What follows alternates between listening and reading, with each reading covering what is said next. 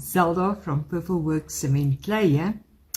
I have been gifted some items that is perfect for upcycling with my cement clay, and one of them is this beautiful box that you can put your tissues in, and the lid is removable. Usually it's the other way around, like that, with a hole in here, but this one has even got felt on here, so it won't damage any surface, but it has been painted and it's got quite a glossy shine to it, and that is too smooth for cement clay. So there's two options. You could either sand this down to give it some grip space, or you can cover it with newspaper that has been pulled through Modge.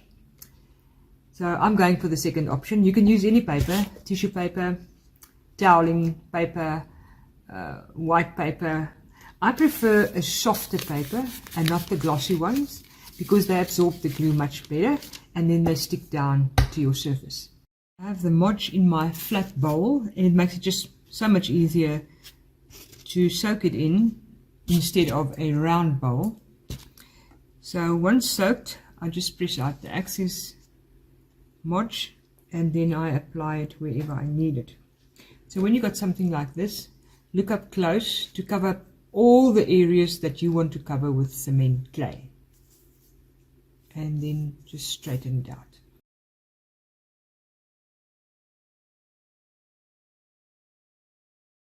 The whole box is covered with paper that was soaked in the glue, and now I'm leaving it on a raised item like this little bowl, so that none of the newspaper or the paper with the glue touches any surface in the drying process, and it would stick to it.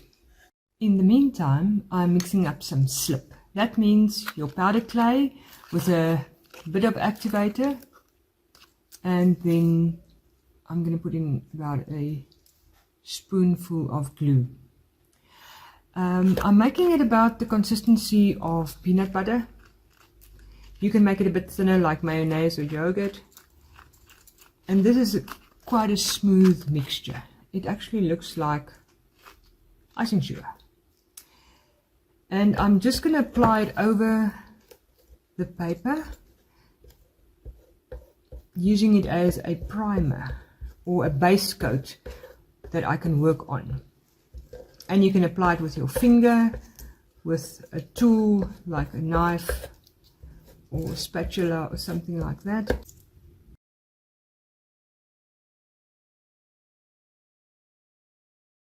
I have mixed up some clay, that is 250 ml powder with 40 ml activator with 10 ml water, and about 30 to 40 ml glue with about 10 ml water. And it's a workable clay. It's soft, and the more you knead and work through it, it becomes so much softer and smoother. Look at the texture. Okay, next I need to mix up some slip. That's just some of the powder with a bit of activator and some glue, and that will be used as a glue to fix the embellishments I'm going to make to the cement clay that's already dry, that I covered the whole box with. Okay, I mix it up with some water to the consistency that I need. I think more or less like butter or mayonnaise. And if it's too thin, you can just add more powder, and if it's too thick, just add some water. If I want to roll out my cement clay, just dust the surface with some of the powder that it doesn't stick to it. And then you can flatten out your clay. You can roll it with anything that works for you.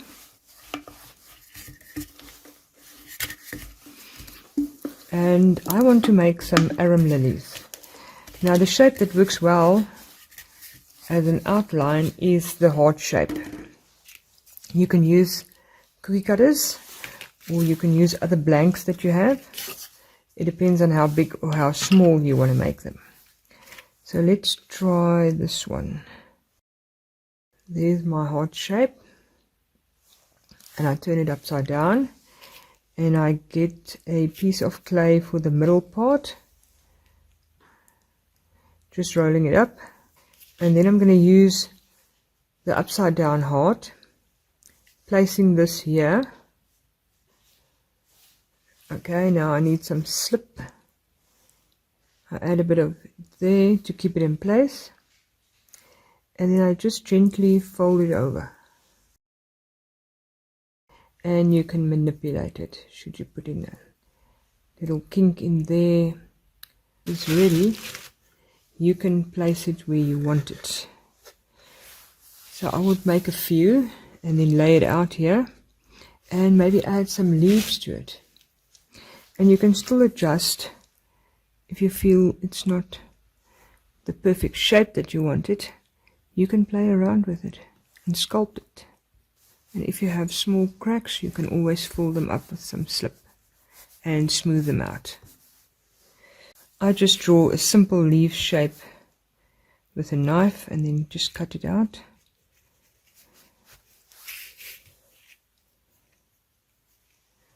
And then just edge it off, and you can attach it where you need it. If you work in layers, I would first do the leaves at the bottom and then add the flowers, and then you can even add more flowers that is at an angle, giving it so much more depth. And you can build it up with some cement underneath to give it that 3D look.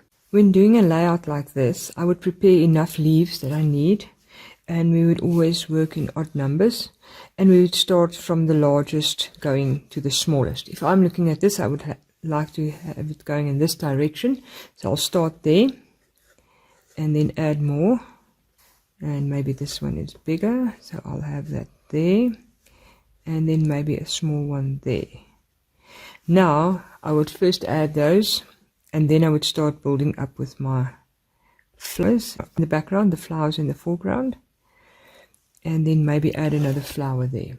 So I take some slip, add it to the surface and to the back of the leaf, and press it down where I want it.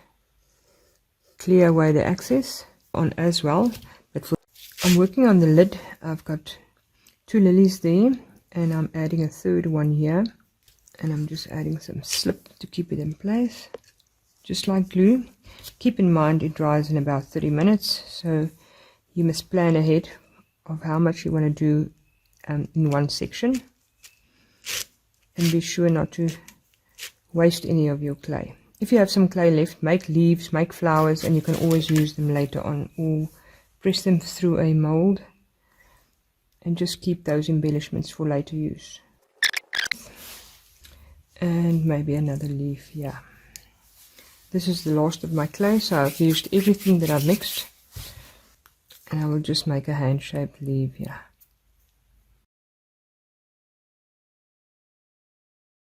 My cement clay is dry and rock hard, and I'm going to paint it now.